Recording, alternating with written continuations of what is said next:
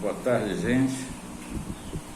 Já estamos na noitinha aqui e nós reservamos esse espaço, esse tempo, né, para conversarmos sobre algo que é o nosso tema: educação, que é preparar o povo para alçar melhores e mais altos voos, né, concernente ao seu desenvolvimento pessoal e social, e com isso, nessa juntada, promover o nosso desenvolvimento coletivo, social e econômico. Sem economia é sine qua non, sem a qual eu repito, sine qua non, porque uma pessoa até muito inteligente, quando discutia sobre alguns assuntos, alguém mencionou sine qua non, e ele, mas eu não sei o que é isso, e nós estranhamos, né?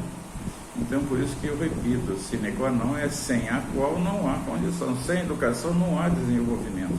Não há país desenvolvido que prescinda de melhorar a sua educação.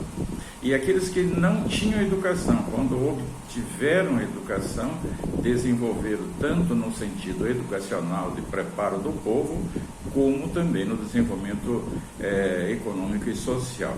Por isso, nós precisamos pensar juntos para resolvermos esse problema. Mas o presidente vai resolver, o deputado vai resolver, ninguém vai resolver.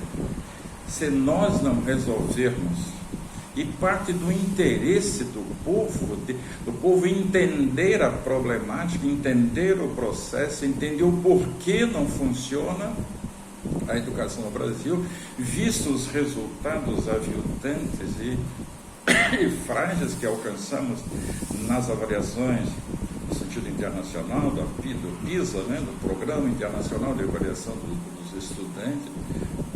Não porque o aluno brasileiro seja ignorante, vamos chamar burro, pouco inteligente, não é isso. Vemos que nas escolas de elite, particulares de elite, o brasileiro avaliado pelo PISA, ele é o quinto, ele está na quinta colocação, assim, à frente do americano, do inglês, do alemão, né? Em português, em línguas, né? em línguas, redação, análise de texto. Então, o brasileiro é inteligente e dada essa miscigenação, essa luta que o brasileiro desenvolve desde o descobrimento, desde a colonização, melhor dizendo, deu ao brasileiro uma tenacidade muito importante para que ele se desenvolva em todos os campos. Mas a ideia, resumindo aqui, nós já estamos com 3 minutos, a gente olha muito tempo, né, para não se perder tempo e não se tornar a conversa se tornar algo enfadonha, né? E a ideia é o seguinte, é uma comparação, fizemos uma analogia do sistema educacional brasileiro com as carreiras de Estado. Carreira de Estado, por exemplo, é a segurança, é a tributação, fiscalização, a carreira diplomática.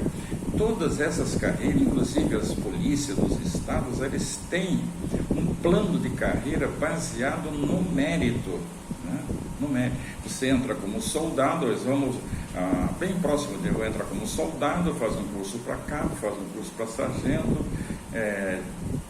aí ele entra como terceiro sargento, depois tem segundo, tem primeiro, subtenente, e alguns têm o privilégio, dada a sua carreira, os seus registros, as suas avaliações, que o soldado, desde o dia que entra até o dia que sai, ele tem uma carteira registro que vai pontuando a vida dele nos acertos, nos elogios e nos erros, nas falhas e nos problemas que tem, tanto na saúde quanto no plano profissional. E ele há cursos estabelecidos a cada fase da sua carreira. E a cada curso que ele faz, ele já tem o pré-requisito para receber a graduação e, consequentemente, o salário.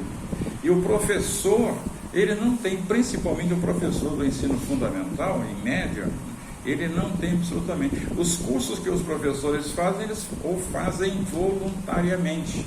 E depois entram com requerimento para que aquilo seja apostilado e eles percebam alguma remuneração, como tem uma remuneração acima desses cursos de mestrado, doutorado, mas não há um curso estabelecido pelo sistema, um curso pré-requisito para ele ser promovido, que ele entra a professorar, tem um curso lá com 2, 3 anos, ele tem um curso, é o curso B. Aí ele faz aquele curso, se ele for aprovado, ele é graduado, ele percebe o salário, remuneração pertinente àquele nível. Então ele vai professor B, professor C, professor D e assim por diante até o término da sua carreira. Tá certo? E isso não há.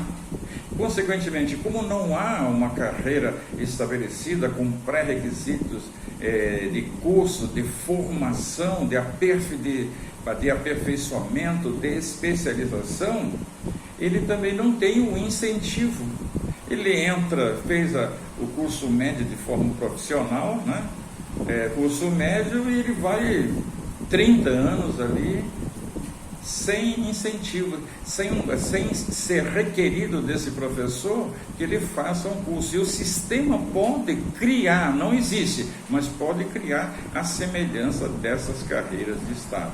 Ele precisa obter na sua trajetória, na sua carreira, elementos para se habilitar para o curso.